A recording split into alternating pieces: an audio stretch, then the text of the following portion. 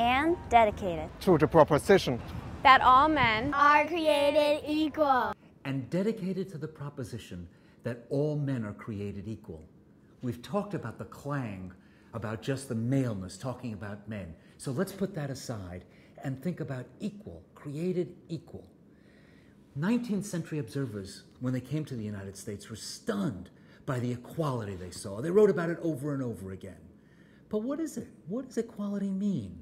We talk about three different kinds. First, there's social equality.